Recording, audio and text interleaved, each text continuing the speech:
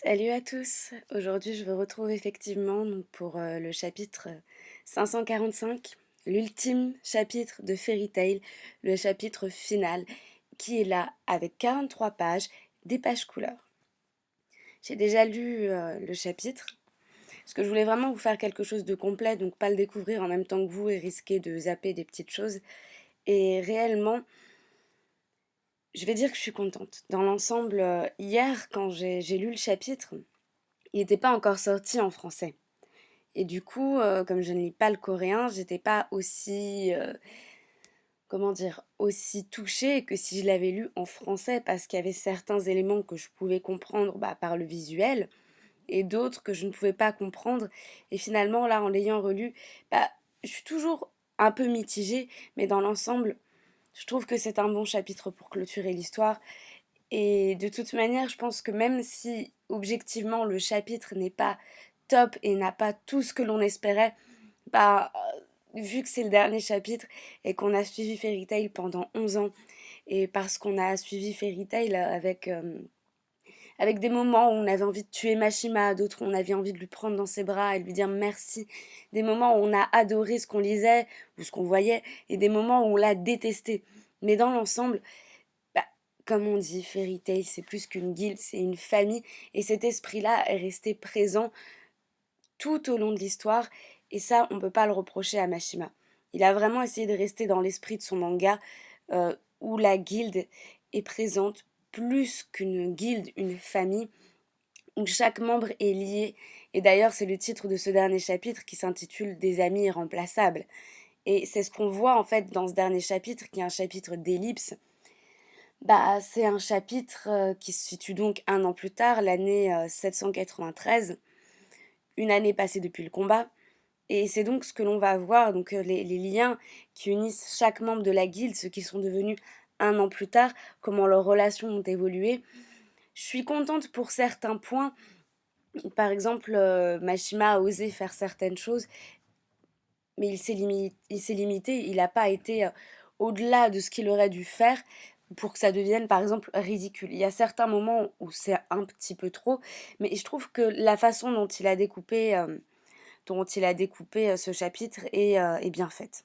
Et comme je vous le disais, de toute manière, en étant objectif, il y a des reproches à faire. Mais vu qu'on a suivi ce manga depuis 11 ans, d'une certaine manière, on est tellement ému qu'on ne peut qu'adorer en fait de voir en fait ce final et de voir tout le monde heureux et ça nous fait chaud au cœur. Donc je pense que là, on est tous sur la même longueur d'onde pour ce chapitre. Je pense qu'on est tous heureux et en même temps tristes et en même temps nostalgiques de se dire que bah finalement c'est vraiment fini et que Mashima bah, a mis Fairy Tail à terme, qu'il aurait même pu faire plus dans l'intensité des combats des derniers chapitres de ce qu'on voyait avec Acnologia, mais ça n'aurait rien changé à ce chapitre final. Et ce chapitre final, il est bel et bien là, et je vais donc en faire le commentaire maintenant. On s'en doutait tous, je pense, personnellement moi ça a été mon cas, je m'en doutais que Lucie, bah, comme elle était narrateur de l'histoire en fait, celle le personnage principal, bah, comme elle écrivait un livre, le livre qu'elle écrivait, on se doutait bien que c'était par rapport à l'histoire de Fairy Tail. On se doutait bien que c'était un peu une mise en abîme, un livre dans un livre, vous voyez ce que je veux dire? Un peu comme les boucles d'oreilles de la vache qui rit. Bon. En tout cas, ce qui est sympa, c'est qu'on retrouve Lucie avec ce prix de littérature. Alors j'ai fait des petites recherches parce que là c'est présenté l'auteur de l'aventure d'Iris. Pourquoi Iris? Alors j'ai fait des recherches, Iris en fait c'était un dieu dans la mythologie, une déesse dans la mythologie grecque, très belle femme, représentée souvent comme une très belle femme avec un arc-en-ciel, des fleurs, tout ce que vous voulez, mais surtout elle était la messagère, la porteuse du message divin, du message des dieux, donc un peu comme Hermès mais version femme. Et du coup, pourquoi porteuse du message des dieux? Bah, parce qu'elle a apporté un message. Par son livre, elle retranscrit le message. Excusez-moi. Elle retranscrit le message de tous les membres de Fairy Tail. Bordel, j'ai la voix cassée. Elle retranscrit le message de tous les membres de Fairy Tail. Elle retranscrit leur histoire. Et c'est d'ailleurs de ça dont parle ce chapitre. En fait, Mashima, à travers Lucy, fait un point sur tous les membres de Fairy Tail, ce qu'ils sont devenus, et il le fait à travers Lucy, à travers son livre, car dans son livre, Lucy fait un point sur tous les personnages, sur tout ce qu'ils sont devenus un an plus tard. Voilà. Et pourquoi Messager des dieux? Parce que au point où on en est, on est tous d'accord, je crois, pour dire que les membres de Fairy Tail et du Fairy Tail du manga, pas forcément de Fairy Tail de la guilde, sont des dieux. On les met sur un piédestal. Voilà. Donc Lucie qui est récompensée d'un prix de littérature, moi ça me fait plaisir que Mashima termine sur une telle note parce que Lucie, on l'a connue justement en tant que fille qui voulait devenir écrivain, qui admirait Mirai Jane, qui voulait rejoindre Fairy Tail, et elle a réussi à concrétiser ses rêves, tous ses rêves. Lucie qui n'avait plus de famille à proprement parler, a réussi à trouver des amis, une famille en Fairy Tail. Donc c'est une bonne façon de concrétiser le manga. Ah là là, 545 chapitres passés ensemble, merci pour tous ces moments amusants. Des amis irremplaçables, les portes de la guilde seront toujours ouvertes. C'est c'est une belle manière de conclure. De toute manière, je vois pas comment on aurait pu conclure autrement. Comme je vous ai dit, il y a quelques points qui m'ont énervé, enfin énervé, dérangé, perturbé. J'aurais voulu un peu plus, mais je vous en parlerai plus tard de toute façon. Mais ce que j'apprécie le plus dans le chapitre, c'est que, à travers Lucie, son narrateur, Mashima nous délivre certains messages, certaines questions que se posaient les fans, en fait. Je vous donnerai des exemples plus tard. Et je vous dirai aussi ce qui m'a dérangé, un peu perturbé, même si ça reste pas, même si c'est infime. Voilà. J'avais entendu dire que le personnage de l'histoire était basé sur l'auteur elle-même, mais de là à dire qu'il s'agissait d'une si belle femme. Oh, mais vous ne saviez pas. Lucy Sensei, membre de la guilde de mages de Fairy Tail. Quoi? Oh, je vois, donc c'est pour ça. Donc là, en fait, faut imaginer que Lucie est rentrée dans une communauté très nantie, très oh, très chère, prout prout, blablabla. Bla, bla.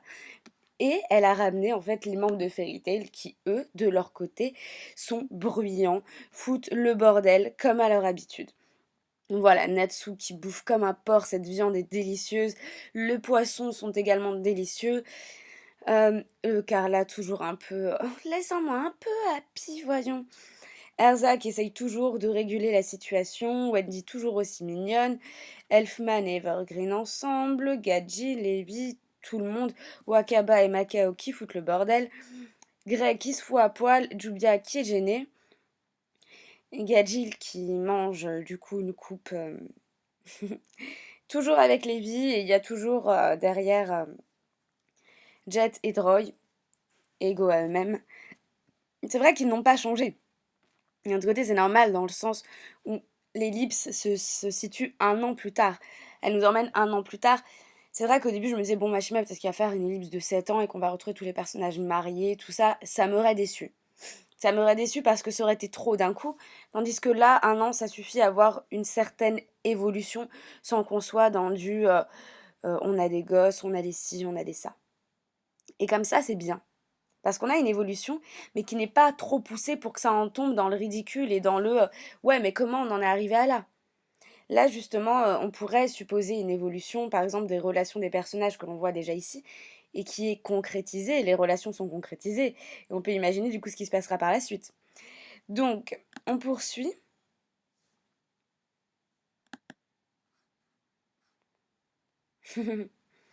On a en fait des moments très, comment dire, des gimmicks en fait, des moments qui reviennent souvent. Par exemple, le fait que Grey se foute à poil, qu'ils disent à Natsu: «Comporte-toi bien, tu te fais remarquer», que Natsu lui réponde: «C'est à moi que tu dis ça, l'exhibitionniste», et qu'ils commencent en fait à chercher la merde l'un avec l'autre. Et Erza, toujours là pour réguler le tout, et qui leur dit: «Gardez votre dispute pour plus tard». Et Jubia, alors là, bon, on ne comprend pas pourquoi. Alors, à la place, Jubia va se déshabiller. Comme le dit très bien Macao, c'est quoi le rapport? Il n'y a pas de logique là-dedans. Il y a des moments dans Fairy Tail où il n'y a aucune logique, il n'y a rien à comprendre. Et il y a des personnages comme Macao, comme Lucy, ou encore comme Wendy, des personnages un peu terre à terre qui vont le faire remarquer. C'est quoi le rapport? Et bien évidemment, on a Wakaba: «Mais tu peux continuer, ça nous dérange pas, hein, fous-toi à poil, nous ça nous arrange même». Alors, il y a quand même quelque chose que je remarque, c'est que là, Jubia est habillée pareil, Natsu est habillée pareil, qu'au début de l'histoire.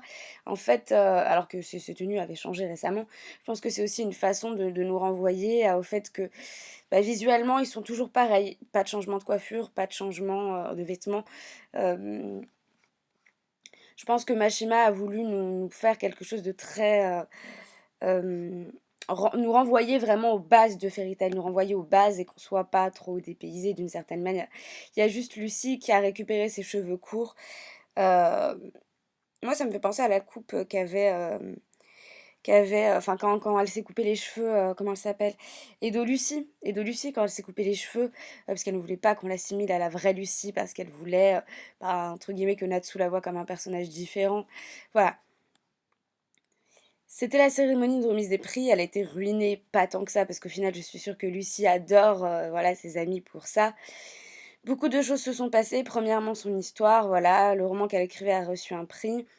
Après ça, beaucoup de copies ont été vendues, même si ça l'a pas rendue riche, un de ses rêves a été accompli, effectivement. On en arrive donc à ce moment-là. Donc là, j'ai mon premier commentaire à faire. On retrouve Anna. Comme le dit Lucie, Anna est restée dans notre époque. En fait, Lucie nous fait le débriefing pour pas qu'on dise mais qu'est-ce qu'elle fait là, nanana. Elle a préféré rester dans cette époque et elle est devenue même professeure. Elle est devenue professeure. Alors c'est vrai que Anna, je me serais attendue à ce qu'une fois qu'elle soit morte, enfin une fois qu'elle a accompli sa tâche, elle soit morte, comme Ichiya. Ça aurait peut-être été plus pertinent, mais le fait de la voir maintenant ici, ça me dérange pas plus que ça. C'est juste ce qu'il y a eu avant, ça aurait été un peu plus pertinent de faire quelque chose de plus développé sur le pourquoi du comment elle est en vie. Bon, c'est vrai qu'après Anna en professeur, ça ne m'étonne pas, ça colle très bien à son personnage, totalement même, donc je suis pas surprise par ça. Je vois, c'est pour ça que Lucie et Anna ont la même odeur. Arrête de me renifler. Alors, c'est comme si en fait, au bout d'un an, Natsu venait d'apprendre que Lucie et Anna étaient de la même famille. Déjà, physiquement, elles se ressemblent. Et de deux, je veux dire, au bout d'un an, à aucun moment, Natsu n'a posé la question, ou je sais pas. Et de plus, Gajil dit: «C'est pour ça que tu aimes bien Anna alors, parce qu'elle a la même odeur que Lucie». Alors, on apprend de ce fait que Natsu aime bien Anna, on n'était pas au courant. Il l'aime bien, mais il ignore que c'est la descendante, enfin l'ancêtre de Lucie. Ma foi! Voilà, c'est des petits moments, d'incohérence, peut-être c'est la traduction qui n'a pas été très juste. En tout cas, Natsu répond: «Ouais, et alors?» Et Gajil est en mode enfin Lucie est totalement gênée. En gros, ce qu'il est en train de dire là, Natsu, c'est que, bah, oui, j'adore Lucie et j'aime bien Anna parce qu'elle a la même odeur que Lucie, donc forcément ça reste en famille, quoi. Et là, cette scène, ouh là là! Je tiens à préciser que j'avais 2 couples en fait, enfin un couple en soi qui était quasi concrétisé pour moi, c'était Gadjil et Lévi. Je vous rappelle cette fameuse scène où, on les voit en fait, soi-disant à distance parce qu'on les a mis sur 2 cases séparées, mais qu'on reconnaît très bien le motif du matelas. Enfin du matelas, de la couverture, de l'édredon, appelez ça comme vous voulez. Et donc on savait qu'ils avaient passé la nuit ensemble. On sait très bien que Gadjil et Lévi ont des relations sexuelles, qui vivent ensemble, qui couchent ensemble, que voilà. Et à ce moment-là, alors ça, quand je l'ai vu en coréen, je me suis dit, attends une minute, mais qu'est-ce qu'elle lui dit? Alors là, en fait, il y a écrit marmonne, marmonne, mais je pensais qu'elle lui disait un truc genre, oh Gachil, j'ai tellement envie de toi là tout de suite, ah là là. Mais en fait, à ce moment-là, Gadjil est gênée parce que Lévi vient de lui dire, on voit bien qu'elle a les larmes aux yeux, hein. Et Lucie lui dit donc, je pense que j'ai entendu le mot bébé pendant une seconde. Peut-être, est-ce que c'était juste mon imagination? Sauf que, comme elle le dit si judicieusement, ah, quelqu'un avec de meilleures oreilles que les miennes a entendu la même chose. Donc on peut en présumer que voilà, comme on le savait, Gadjil et Lévi ont des relations sexuelles et voilà, ça y est, Lévi vient d'annoncer à Gadjil qu'elle attendait un bébé. Donc, le premier couple de Fairy Tail, ils n'ont pas été concrétisés dans le sens où il n'y a pas eu de bisous, il n'y a pas eu de... Voilà, ça a été très implicite, mais c'est mieux comme ça. Et là, pour le coup, je trouve que Mashima a bien géré le truc parce que c'est implicite, mais c'est ce que l'on voulait. On voulait pas, par exemple, retrouver une ellipse et avoir Gadjil et Levi avec un gosse. Non, là, le fait que ce soit implicite, qu'elle a entendu le mot bébé, elle n'a pas entendu Gadjil, je suis enceinte, ou on va avoir un bébé et tout ça. Elle a juste entendu le mot bébé. Mais en gros, ce qu'il faut comprendre, c'est qu'elle est enceinte. Voilà, c'est implicite, c'est bien fait.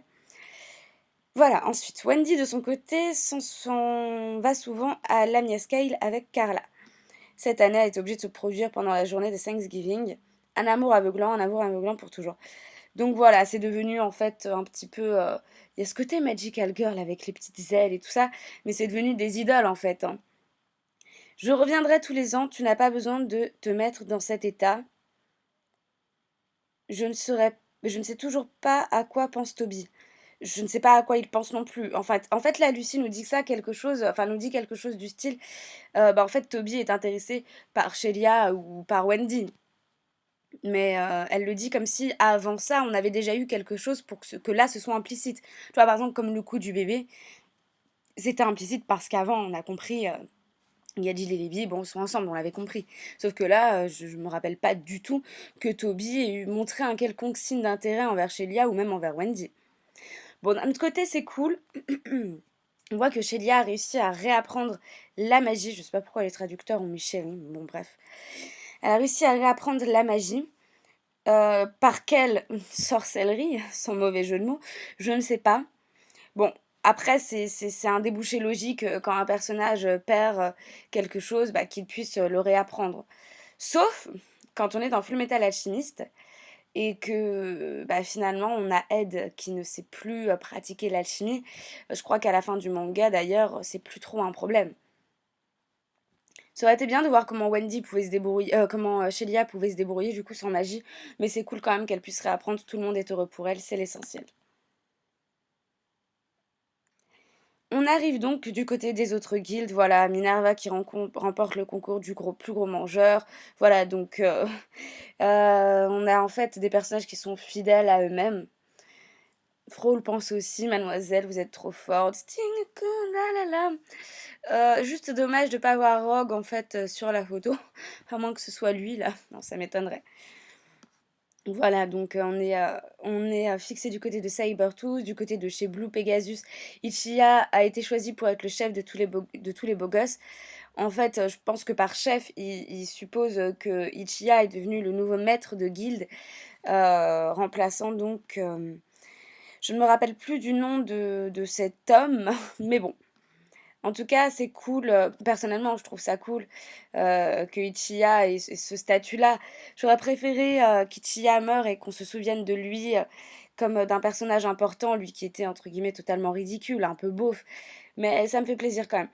Là, moment par contre qui ne me plaît pas, Mashima, les filles de Mermaid Hill sont devenues modèles exclusives pour le magazine Weekly Sorcerer. Voilà, ce qui me dérange, c'est que, bah, parce que c'est une guilde de femmes, forcément, elles doivent devenir mannequins. Elles n'auraient pas pu devenir autre chose.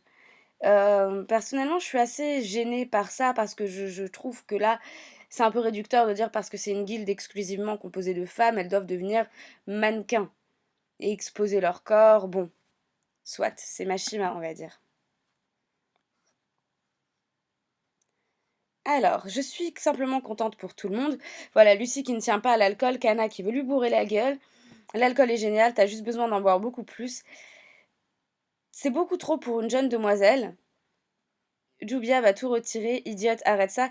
C'est marrant de voir qu'avant, enfin, que Jubia, maintenant, elle a pris les mimiques de Grey à se déshabiller beaucoup plus aisément, de manière plus aisée. Ça change beaucoup, hein. Par rapport à avant où elle était très pudique, elle s'enfermait derrière ses vêtements. Puis même, elle a changé de visage. La femme de la pluie n'est plus celle qu'elle était. Maintenant, elle a un visage beaucoup plus... je pense que vous l'avez remarqué, le style de Mashima n'a pas changé. Sauf pour Jubia, elle a un visage beaucoup plus harmonieux, beaucoup plus joyeux, beaucoup plus ouvert.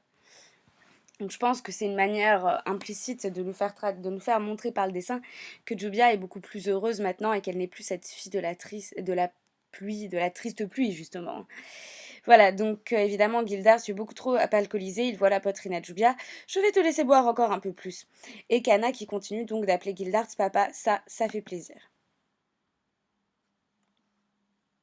Et là, on arrive à une de mes scènes préférées. Bordel, à quoi penses-tu? Donc Greg qui prend soin de Jubia. Je suis désolée. Donc là, à ce moment, il la regarde et il bug sur sa cicatrice. Alors, la façon, je pense que c'est la traduction qui n'est pas pertinente. Ça a laissé une cicatrice. Cela importe peu à Jubia. Moi, j'aurais plus attendu quelque chose du genre, ou alors peut-être que c'est Mashima qui n'a pas géré. J'aurais plus attendu quelque chose du genre, ta cicatrice te fait mal, est-ce que ta cicatrice ne te fait pas mal, etc. Cela importe peu à Jubia. Ah, tu demandes à Wendy si c'était possible de l'enlever. Alors là, par exemple, Jubia lui dit, tu as également une cicatrice, Glessama. Et il lui répond, les hommes et les femmes sont différents, ton corps est. Et je vois pas. Bon, je pense que dans ce sens-là, en fait, Gray se désole de constater que Jubia a encore une cicatrice sur son corps, que ça lui fait mal de la voir parce qu'il sait à quoi ça lui renvoie le combat contre Invel. Et ça, c'est trop pour lui parce qu'à ce moment-là, il a vraiment cru perdre Jubia. Et c'est un souvenir très douloureux pour lui. Et Jubia lui dit, mais c'est pas grave que j'ai encore ma cicatrice, regarde, t'en as une toi aussi. À ce moment-là, il s'énerve, il lui dit, les hommes et les femmes sont différents, ton corps est. Et en gros, il veut dire, bah c'est pas grave, moi que j'ai des cicatrices, j'en avais déjà, j'en ai une ici sur le front, j'en ai deux ici sur mon corps, bah c'est pas grave, mais toi, ton corps, il est beau, il est précieux. Et Julia lui dit, mon corps, et là, on arrive à cette phrase où Gray est totalement désorienté, il allait le dire en fait, bah clairement, Jubia, ça y est, il l'aime, il est tombé sous son charme et il pourra jamais oublier tout ce qu'elle a fait pour lui. Et voilà, par exemple, cette tête qu'a Jubia ici, c'est pas la tête de la femme de la pluie. Déjà, avant, si vous remarquez, vous voyez ce petit point blanc là, avant, elle ne l'avait pas dans ses yeux. Elle avait un regard beaucoup plus sombre. Et du coup, ton corps, mon corps, eh bien, peut-être qu'il devrait être mien. En gros, il lui fait une proposition. En gros, il y a trois choses à comprendre. Eh bien, peut-être que ton corps est si précieux bah, qu'il devrait être mien, dans le sens, je veux faire de toi ma femme, je t'aime. Deuxième possibilité, bah, en fait, il y en a que deux. Deuxième possibilité, bah, c'est une façon de lui dire je veux coucher avec toi, mais dans tous les cas, ça en revient même parce que, en gros, ils ont vécu ensemble, ils ont jamais dormi ensemble. Jubia le disait, elle était déçue, mais là, du coup, Gray est en train de lui dire bah, peut-être que ton corps devrait être mien. Peut-être qu'on devrait, voilà, officialiser notre relation, coucher ensemble, avoir des enfants comme Gadjil et Levi, quoi. Et bien évidemment que c'est ça, puisque regardez la réaction de Wendy, tu as encore entendu quelque chose de juteux, pas vrai? Gray et Jubia ont fini par s'entendre, alors je crois pas que le mot ce soit s'entendre hein, qui corresponde au mot. Mais la relation qui m'a le plus intéressée était, et là, du coup, de la part de Mashima, c'est une façon de dire la relation qui intéressait le plus les fans, qui l'intéressait le plus lui-même, c'était Elfman et Ever. Ouais, je soutiens celle-là aussi. Voilà, l'homme arrête ça, une autre querelle de couple. Voilà, donc en fait, eux, leur relation n'a pas évolué dans le sens où elle est égale à elle-même. Elle est comme elle était il y a 7 ans, enfin il y a 7 ans, non, avant l'arc de Littenro, après l'arc des grands jeux magiques, après l'arc d'Alvarez, donc là du coup, c'est toujours la même chose. Donc depuis le début, en fait, on peut considérer qu'ils sont en couple de la même façon, mais c'est juste qu'ils l'assument pas du tout. Et en fait, je pense que c'est le premier couple officialisé dans Fairy Tail. Enfin, officialisé de manière implicite, mais ça nous va très bien. Il n'y a pas eu de bisous, mais il y a des moments qui sont c'est vraiment le couple qu'on n'aurait jamais pu imaginer, quoi. Elfman et Evergreen, quoi. C'est. Voilà. Luxus et Mirasan, jamais. Voilà, ça j'ai bien aimé. Jamais. Mais la rumeur s'est répandue pendant un moment. Donc là, c'est une façon pour Miyashima de dire j'ai vu vos fanarts, les fans. Je les ai vus. Vous pensiez vraiment que j'allais mettre Luxus et Mira Jane ensemble? Jamais. Mais effectivement, la rumeur s'est répandue pendant un moment. Mais voilà, aujourd'hui, je vous dis, Luxus et Mira Jane ne sont pas ensemble. Ils sont juste de très bons amis. Peut-être que Mira Jane a un penchant pour Luxus. Luxus et Lisana? T'es la vraie? Encore des doutes? Luxus et Kana? Luxus, buvons un verre. Je suis désolée, mais pour moi, Kana, elle est avec Bacchus. D'ailleurs, pourquoi on ne voit pas Bacchus ici? Je ne sais pas. Pourquoi on ne les voit pas? Je ne sais pas. c'était dommage, on a vu toutes les guildes. Moi, j'aurais bien aimé voir Bacchus quand même dans ce dernier chapitre, parce qu'avec Kana, bon, je sais pas si c'était vraiment en couple, je vois mal Kana être en couple, mais le délire, meilleur ami, meilleurs amis. Donc voilà. En tout cas, en fait, je pense que là, c'est une façon de dire, les fans, vous avez spéculé sur le couple Luxus Kana, Luxus Miragen, Luxus Lysana, mais en fait, que nenni. Et comme le dit Lucie, il y a tellement de rumeurs le concernant, c'est normal, c'est un beau gosse Luxus quand même. Hé hé. C'est vraiment impressionnant, je suis si contente que tu aies gagné.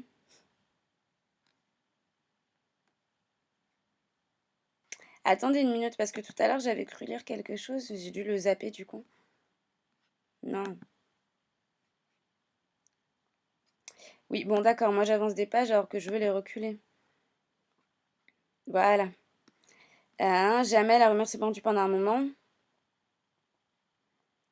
Je croyais qu'au bout d'un moment il y avait écrit que Luxus il avait beaucoup de prétendantes ou alors j'ai confondu. Oh, je dois planer, hein. Voilà, il y a tellement de rumeurs le concernant. Hey, c'est vraiment impressionnant, je suis contente que tu aies gagné. Je suis totalement nulle quand il s'agit d'écrire. Une fois, j'ai envoyé une lettre de remerciement à une guilde sur laquelle sur laquelle je me comptais depuis un moment, et sont venus m'attaquer armés jusqu'aux dents. Ouais, voilà, en gros, elle est pas douée pour écrire à ça. Quoi qu'il en soit, félicitations Lucie, je suis fière que nous soyons membres de la même guilde. Voilà. Erza, fidèle à elle-même, très sage, très grande sœur, très... Et j'adore Erza. Je suis juste déçue que Mashima en ait fait un personnage aussi... hmm, comment dire, aussi féminisée. Pas dans le sens où elle est féminine, mais aussi sexualisée. Oui, je pense que c'est plus ça. Parce que le fait qu'Erza soit un peu paumée et que des fois elle dise «Oh, regardez, cette tenue est trop belle!» Voilà, je trouvais ça marrant que Erza, bah, elle adore les cosplays, elle adore ça, elle adore ça. Mais il y avait des moments où c'était juste ridicule de la mettre dans certaines postures et ça niquait un peu son image de femme forte. Mais Erza n'est pas qu'une femme forte. On l'a vu ici. Erza, elle a aussi ses faiblesses. Et je pense que ça, Mashima a voulu nous le faire comprendre. Oui, je pense que ce qui me préoccupe le plus, ce qui m'a toujours préoccupé, c'est Erza et Jelal. Et c'est voilà, c'est la relation qui la préoccupe la plus, Lucie, parce que c'est la relation qui a été, dès le début, on savait qu'il y avait des sentiments entre les deux, c'est pas ils se sont rencontrés et du coup on voit comment leurs sentiments évoluent. C'est que dès le début, il y a eu des sentiments, mais il y a eu des freins à leur relation. Le fait que de Jelal soit possédé par Utia, ensuite le fait que Jelal veuille se repentir de ses crimes, mais qu'en même temps il ne puisse pas se rapprocher de d'Erza, le fait qu'il était condamné, le fait qu'il appartienne à Crime Sorcière. C'est une petite histoire, mais le roi de Fioré a renoncé au trône, et voilà, il s'est consacré à sa passion principale, les citrouilles.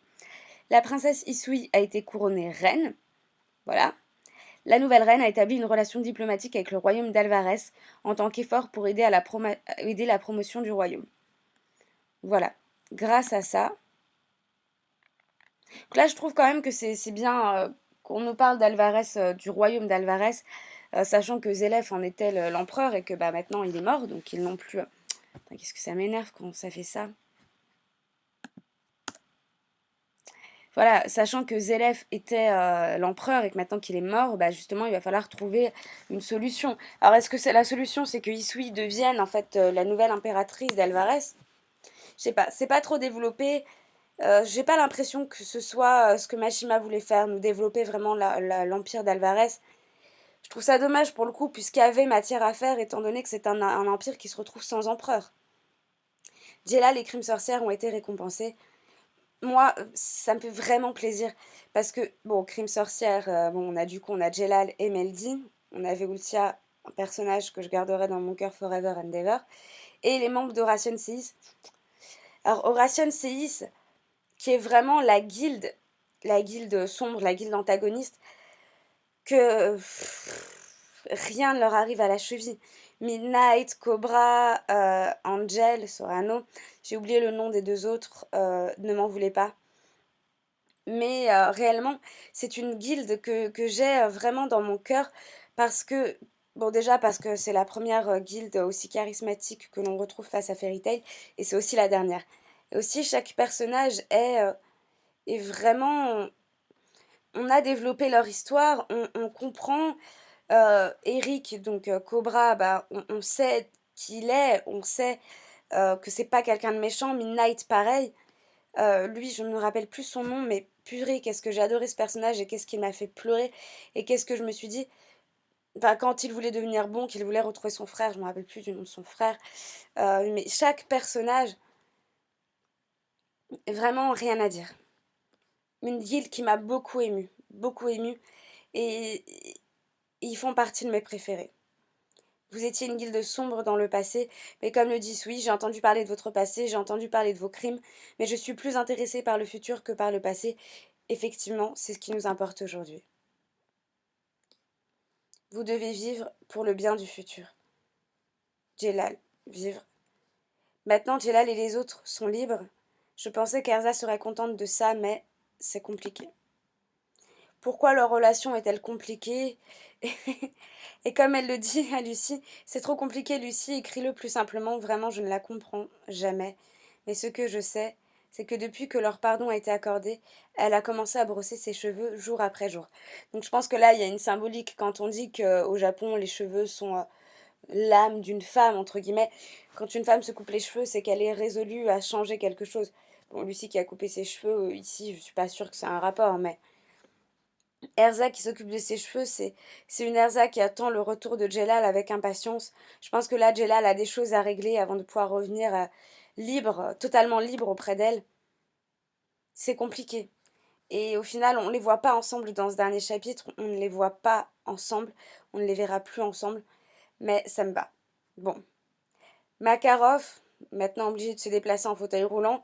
Mess qui est devenu du coup son bras droit, en fait, son émissaire, ce que vous voulez en fait, hein. Son homme à tout faire. J'ai ramené de l'alcool, j'en ai apporté. Poliusica toujours présente. Ne commence pas avec ça, je ne suis vraiment pas d'humeur. Bien que l'état de ses jambes s'est aggravé à cause de ce qui s'est passé cette fois-là, le maître se porte bien. Parfois, il parle de ce moment d'une façon mystérieuse. Que m'est-il arrivé? Ça nous donne l'impression que Makarov, en fait, à ce moment-là, il se retrouvait dans un lieu mystique, comme s'il s'était retrouvé derrière la porte qu'il y a dans Fullmetal Alchemist, et qu'il avait croisé Dieu, et que Dieu lui avait dit, c'est pas le moment pour toi, tu dois y retourner. On ne sait pas ce qui s'est passé. Et c'est le fait, par exemple, là, qu'il en parle d'une façon mystérieuse, que m'est-il arrivé? J'ai l'impression que Makarov se souvient de son sacrifice, mais il ne sait pas comment en fait il est revenu. Et mettre du mystère autour de ça, c'est une façon assez pertinente de la part de Mashima de nous dire moi-même je ne sais pas ce qui s'est passé, alors Makarov non plus ne le sait pas. Ou plutôt Makarov ne le sait pas parce que moi je ne le sais pas. Mais du coup, plus de faire passer ça comme oh j'ai pas su gérer mon je ne sais rien eu, on va mettre ça sur le coup du mystère. Bon, ok. Et là c'était juste le truc auquel tout le monde s'attendait, que Mavis et Zélef réapparaissent. Bon, voilà.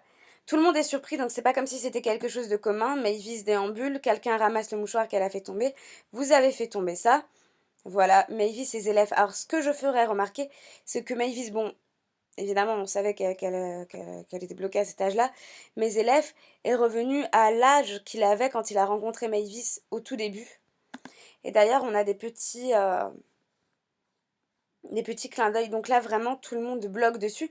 On a même des personnes qui, en soi, ne connaissaient pas du tout euh, les tenants et les aboutissants de la relation Mavis-élève. Donc en fait, des personnes qui font partie juste du comité du prix littéraire, qui sont surprises parce qu'ils reconnaissent Zélève.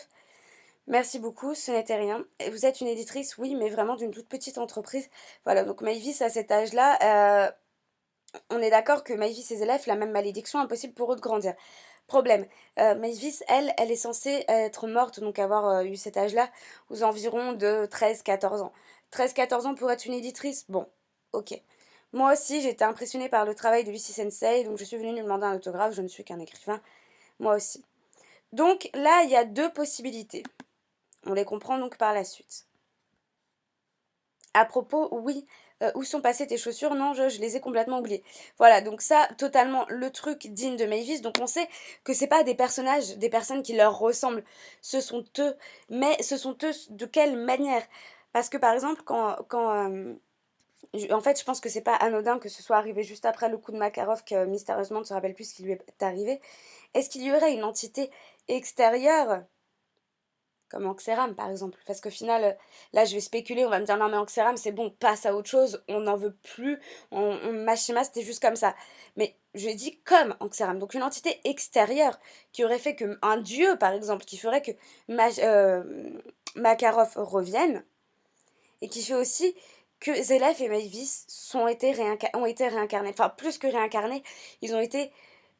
Ouais, c'est entre ressuscités et réincarnés, mais du coup, à leur âge auquel ils se sont rencontrés, comme là, ils se rencontrent pour la première fois, mais pas en tant que mage noir, pas en tant que Maëvis, premier maître de Fairy Tail. Mon nom est Arius, je m'appelle Mio. Alors j'ai fait une recherche, donc Arius c'était un philosophe berbère qui aurait qui serait à l'origine de la théorie de l'arianisme. L'arianisme, je ne vous explique rien, vous savez ce que c'est. Mio, c'est un prénom japonais qui signifie belle fleur de cerisier. Donc je ne sais pas si c'est des prénoms que Mashima a recherchés ou pas du tout.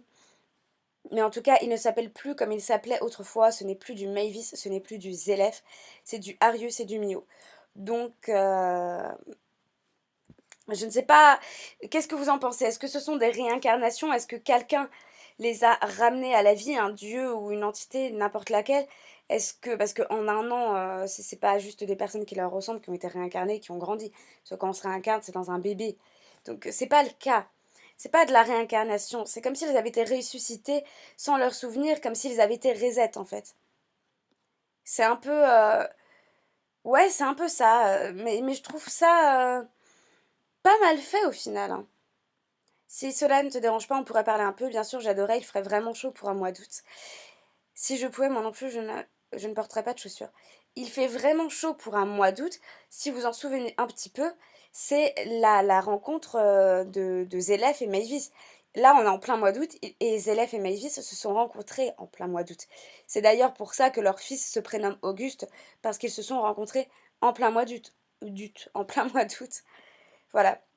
Donc tout le monde est content, alors que personne ne semble vraiment comprendre ce qui se passe, comme nous, mais on est content, enfin ils sont contents, on est content, voilà. Oui, tout me rend heureuse, je me sens enveloppée dans quelque chose de vraiment chaud. Alors là, les pervers penseront à quelque chose auquel j'ai pensé, je suis peut-être perverse, j'en sais rien, mais je pense qu'on a tous pensé à la même chose quand elle dit je me sens enveloppée dans quelque chose de chaud. Voilà, bref. Et avez-vous vu Gadjil et Lévi? Non, on ne les a pas vus, laisse-nous tranquilles. Alors, si Lily demande ça à Jet et Droy, et que Jet et Droy réagissent de cette manière en pleurant, genre, pardon, arrête de nous faire rager, arrête de nous parler d'eux, c'est bon, ça va, on a compris, Gadjil et Levi, on passe à autre chose. Je pense, à mon avis, ce qu'il faut comprendre, c'est que quand Gadjil a appris la nouvelle, bah, ils ont dû s'éclipser pour aller fêter ça à leur manière. Je pense que c'est un peu des chauds lapins, tous les deux, ma foi. Le moment arrive pour nous, ferme-la, porte pas la poisse. Femmes, venez les femmes. Voilà, franchement, c'est des pervers. Je ne veux pas devenir un adulte comme eux. Ah, est-ce que peut-être Roméo et Aska?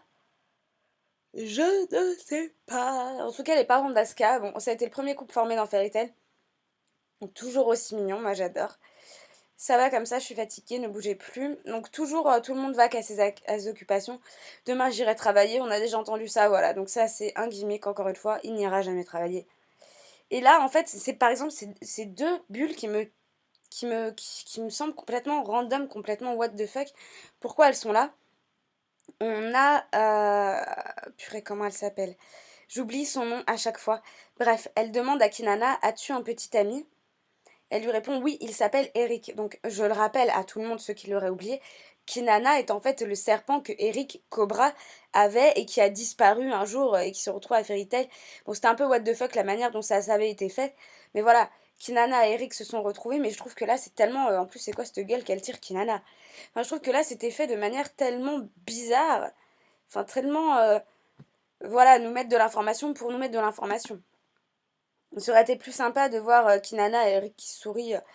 Mais surtout que Eric, je vois pas comment il fait pour être ok avec Kinana alors qu'il est dans Crime Sorcière et qu'il a toutes ses embrouilles.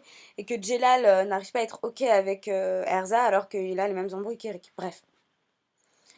Quoi, ma chambre, c'est trop un rêve, que c'est encore. Et on retrouve du coup cette fameuse scène où Lucie se réveille et elle voit Natsu assis sur son canapé. Yo, c'est ma chambre. Et Happy qui fait ses griffes sur son trophée. Pourquoi êtes-vous dans ma chambre? Parce que tu t'es effondré, j'ai dû te ramener ici, j'ai trop bu. Lucie, à honte d'elle-même, ne dit pas ça à Happy. Qu'est-ce que j'ai fait? Voilà, donc Lucie, quand elle boit, elle est très câline. Nanana, bon voilà. Je la trouve chou sur cette image. Maintenant, je ne me marierai jamais. On a un travail, allons-y. Lucie, c'est un travail. Bon, là, Lucie qui se remémore tous les souvenirs avec Natsu et qui a les larmes aux yeux. Voilà, voilà, voilà. Elle pleure. Que se passe-t-il, Lucie? T'as mal au ventre. Voilà, direct à pied qui lui sort des conneries. À l'instant, je viens de me souvenir de beaucoup de choses et les larmes ont commencé à couler. C'est vrai qu'elle a parlé de tout le monde jusqu'ici, mais pas de Natsu. Si je ne t'avais pas rencontré, si je ne t'avais pas aussi rencontré, je n'aurais jamais vécu tout ça. C'est un peu la déclaration de Lucie à Natsu, parce qu'au final, elle n'a jamais vraiment eu le temps de le remercier de manière officielle. Du fond de mon cœur, merci. Natsu est plutôt gênée. Et Lucie, moi aussi je veux te dire quelque chose. Donc là, c'est le moment qu'on attend tous. Voilà, qu'on s'attend à ce que Natsu dise à Lucie, je t'aime, moi aussi je veux te dire que je ne peux plus me passer de toi. Il la chope par les bras, on est persuadé. Elle lui dit, attends, et elle ferme les yeux, genre comme s'il allait l'embrasser. Et en fait, ce genre de scène est arrivé déjà 15 000 fois dans Fairy Tail, et à chaque fois, ces 15 000 fois, on s'est tous fait avoir en pensant que Natsu allait dire ou faire quelque chose. Et finalement, on doit aller travailler. Et comme d'habitude, Natsu chope Lucie par le bras et s'en va en courant. Voilà, il coupe court à ce moment qui s'annonçait être romantique. Et Lucie, qui au final résume très bien ce que j'allais dire. À chaque fois qu'on pense que tu vas faire quelque chose d'intéressant, tu t'agis comme un con au final. Voilà, je pense que Natsu, il a aussi sa fierté. Je pense qu'il allait vraiment dire quelque chose, il n'a pas osé le dire. Et Lucie, depuis le début, en fait, elle s'attend à ce que Natsu fasse quelque chose. Elle attend de lui qu'il fasse quelque chose. Elle l'aime et elle l'attend de lui. Et là, Natsu lui dit, c'est bon. Nous serons ensemble pour toujours à partir de maintenant. C'est une déclaration à la Natsu. Attends une minute, je n'ai pas fini de faire mes bagages, je les ai faits. Hey, quand tu es parti te coucher, j'ai mis tes sous-vêtements coquins dedans. Voilà, ça c'est bien un coup à la happy. Arrête de faire ça. Natsu-san, dépêche-toi, tu es en retard, on part déjà abruti. Et comme on s'en doutait, une nouvelle aventure avec tous nos personnages. Voilà, on a Wendy, Carla, Erza, Grey, Natsu, Lucie et Happy. Et voilà, c'est depuis le début, Fairy Tail, c'est ces aventures-là, avec ces 5-là, enfin ces 7-là si on compte les exils. Je t'avais dit que je voulais faire quelque chose après que le combat soit fini. Une sorte de travail. J'ai enfin eu l'autorisation, alors allons-y. Alors j'aimerais comprendre, parce qu'on s'attendait tous à ce que ce soit pour la clé d'Aquarius, que Natsu veuille parler veuille parler à Lucide quelque chose d'important, repartir chercher la clé d'Aquarius. Une sorte de travail. J'ai enfin eu l'autorisation, donc c'est pas quelque chose d'anodin. Allons-y. Une quête de 100 ans, je m'enflamme. Donc cette quête de 100 ans, alors au passage, je prends 2 minutes, 2 petites secondes pour vous signaler la tenue, celle que Natsu porte depuis le début. Erza et Grey, pareil. Et Lucie, pareil, qui a retrouvé la même coiffure qu'au début, la même tenue qu'au début, c'est exactement les mêmes vêtements. C'est comme pour nous dire que Fairy Tail est une boucle sans fin. Voilà, on a des disputes, on a de l'amour, au final on évolue, mais c'est toujours des quêtes, et une quête de 100 ans. Quelle est cette quête de 100 ans? C'est à nous de présumer. Natsu dit, j'ai enfin eu l'autorisation. Alors, est-ce qu'il s'agirait de la clé d'Aquarius et qu'il fait la surprise à Lucie? Les faits ont des queues ou pas? Les faits existent ou pas? Cet éternel mystère persistera en tant qu'éternelle aventure. Et c'est l'origine du nom de la guilde. Même en étant une guilde avec un nom mignon. Tous les jours étaient amusants et j'ai vraiment adoré ça. J'espère que chacun trouvera ça quelque chose d'aussi irremplaçable que Fairy Tail. Donc là, c'est Lucie qui parle, mais c'est un message de Mashima qui se sert de Lucie pour parler à travers elle, pour en dire j'espère que chacun de vous, mes lecteurs, vous trouverez dans votre vie quelque chose d'aussi irremplaçable que Fairy Tail. Vous trouverez des amis, si votre famille, voilà, ça ne marche pas, que vous trouverez une famille, que vous trouverez quelque chose qui vous tient à cœur et que vous trouverez votre bonheur en fait, que vous trouverez votre conte de fées et que vous ferez de votre vie un conte de fées. Moi, je le comprends comme ça, et c'est un beau message, c'est un message très simple, mais un beau message que nous transmet Mashima au final. et qui correspond à cet esprit de conte de fées. Des amis que l'on aime. À la prochaine. Et là, voilà, on voit du coup à ce moment-là, c'est pas... Attendez, je vais d'abord lire le message. Merci d'avoir lu le manga depuis 11 ans. Merci pour tout le soutien. Et préparez-vous à suivre le prochain manga de Mashima Sensei. Voilà, et donc là on a Zera en fait qui en fait, c'est vraiment pas anodin. Est-ce que depuis le début Zera était une fée? Non, je ne pense pas. Je pense que c'est voilà en fait un message de la part de Mashima, un clin d'œil, clairement. Et là on a en fait The End. Voilà, j'aurais préféré qu'il écrive Happy End, voilà, pour faire un petit... voilà. Donc au final, déception dans Fairy Tail, oui, ne pas avoir vu Natsu sous sa forme démon. J'ai tellement spéculé là-dessus. Mais sinon, tout le reste, la façon dont il a clôturé sur les relations, je trouve que ça a été fait de manière très pertinente, très sage. J'en attendais pas moins de lui. Et personnellement, je trouve que c'est un beau final. J'avais toujours dit, si Mashima fait un beau final, moi, je serais contente du manga. Alors, quand je parlais du beau final, je parlais d'une belle façon de conclure le manga. En l'occurrence, le combat, Zelef, Acnologia, tout ça, Alvarez, ça a été un arc que je considère comme médiocre encore. Il y a eu des bons moments. Mais en fait, je veux dire, malgré tout ce qui s'est passé, il aurait pu nous faire un truc bien mieux et ne rien changer en fait à cet arc d'ellipse, puisqu'un arc d'ellipse est toujours considéré comme indépendant de l'arc précédent en fait, comment dire. On va dire un chapitre d'ellipse, c'est un chapitre où on va résumer ce qui s'est passé, voilà, et nous montrer ce que sont devenus les personnages. Donc certes, il y a des répercussions, mais en soi, la trame, elle est indépendante puisque ça se situe toujours plus tard. Et ce que je trouve dérangeant, c'est qu'au final, on est content que ce soit fini.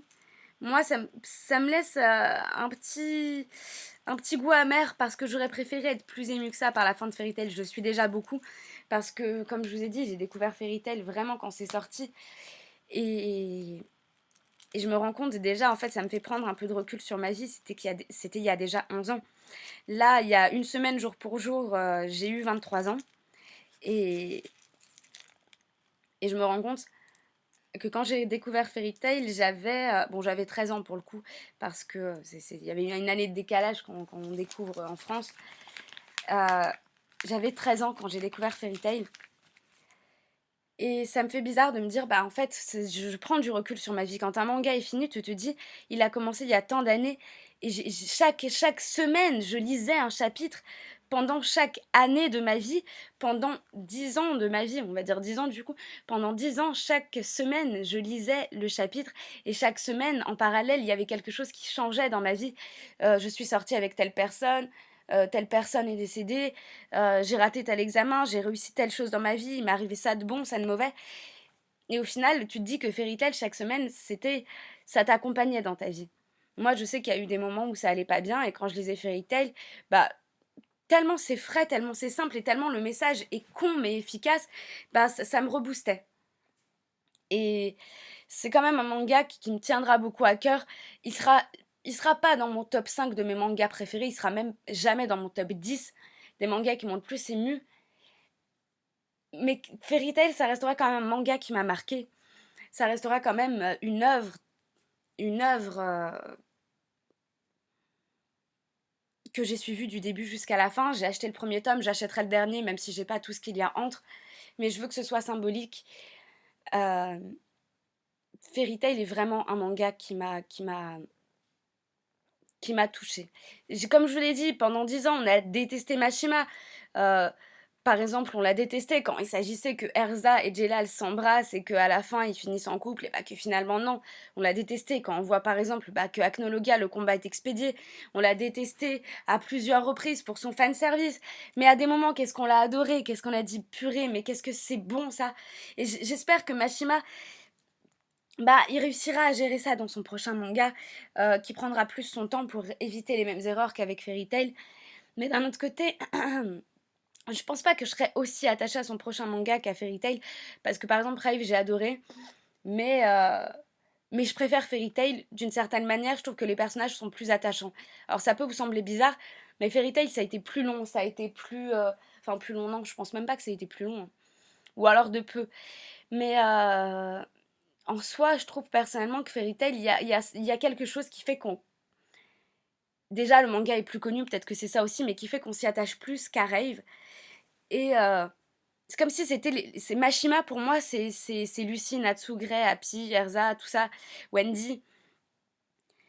Et si Mashima fait quelque chose d'autre, j'aimerais qu'il fasse comme par exemple Kanaka Matsu, ce qu'il a fait avec Negima, c'est il a fait bon, c'est pas un spin-off, mais il a fait un manga indépendant, Yuki Holder, mais qui reprend des éléments importants de Negima. Par exemple, le personnage principal, Tota, est le descendant de Negi. Donc le personnage principal de Negima. Mais ça le fait pas non plus comme dans Boruto, où par exemple on a Boruto qui est le descendant qui est le fils direct en fait de Naruto, et qui en fait à ce moment-là on se rend compte que d'un truc, c'est que les personnages de Naruto sont toujours aussi présents, et c'est une manière pour nous de nous faire aussi évoluer ces personnages-là. Donc c'est comme si le manga poursuivait, alors que dans Yuki Holder, en fait, c'est différent parce que ça se passe des générations plus tard, mais les répercussions des actes de Negi se ressentent encore dans le monde dans lequel vit Tota. Et c'est bien fait. Donc là, j'aurais bien aimé, par exemple, vers la fin, qu'on ait une scène où on voit, par exemple, Acnologia, et qu'on nous fasse comprendre qu'en fait, il est pas mort, et qu'en fait, ça va être à une future génération de vaincre Acnologia. Et par exemple, que même si Mashima, il nous fait un nouveau manga totalement différent, toujours avec de la magie, parce que je pense que ça, c'est un truc redondant chez lui, et voilà, un univers sympa avec ces petits bonhommes, voilà, un peu bizarres, qui ressemblent un peu à Plou, par exemple, et voilà, des petits trucs choux. Et ça, pour moi, c'est totalement machimesque. Et donc, du coup, je veux ça encore dans son nouveau manga. Et j'ai hâte de voir à quoi ressembleront ces nouveaux personnages. Et je pense qu'on aura ça d'ici septembre. Comme ça, quand on reprendra l'animé, ça nous fera aussi le manga de Mashima, le premier chapitre. Bon, bien qu'il ait des vacances quand même, le pauvre. Et voilà. Et du coup, j'aimerais bien que, par exemple, on ait des personnages indépendants, mais qui fassent des références comme, par exemple... Ouais, machin, son père est mort, il y a des années, apparemment, un combat qui a fait rage dans le royaume de Fioré, Knologa aurait tué son père, par exemple. Ou, par exemple, ouais, son père était parti à la quête de nanana. Voilà. En tout cas, c'est ce que j'aimerais. Je suis très émue de faire cette dernière review. C'est ma toute dernière review sur Fairy Tail. Alors, c'est pas la dernière vidéo que je fais, hein, je vous rassure. J'ai plein de vidéos qui sont écrites, sauf que j'avais pas le temps de le faire. Et j'avais juste. En fait, je préférais privilégier Fairy Tail, puisque c'est principalement pour ça que vous me suivez. Mais maintenant, on va pouvoir se dédier à autre chose. Donc, ça, c'est cool. Mais d'un autre côté, je suis très triste de me dire que je sais que samedi prochain, j'aurai le réflexe de me dire, ah, faut que je fasse la review sur. Ah bah non. Eh bah non. Eh bah non. Voilà, donc pour ça, j'espère que vous aurez apprécié le travail que j'ai fait sur Fairy Tail, que vous aurez apprécié le manga. Bon, ça, c'est pas pour moi, c'est pas moi que vous avez flatté en disant que vous avez apprécié le manga, c'est plus Mashima. Mais dites-moi ce que vous avez pensé du final. Et j'espère vraiment que j'aurai réussi à bien transmettre toute l'émotion de ce dernier chapitre, et que vous aurez apprécié.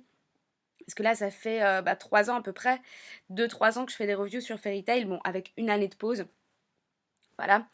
Mais j'espère que vous aurez apprécié le travail que je fais, parce que je l'ai fait avec amour, je l'ai fait avec beaucoup de passion, même quand j'en avais marre du manga et que ça me saoulait. Au final, je regrette pas, parce que ça reste quand même un manga qui me touche et que je continuerai de regarder avec plaisir quand il reprendra en septembre en animé. Voilà. Bon, je vous fais de très gros bisous, et je vous dis du coup à la prochaine. Salut. To the end, to the end, I see I'm paying for the tickets for free. But it looks in my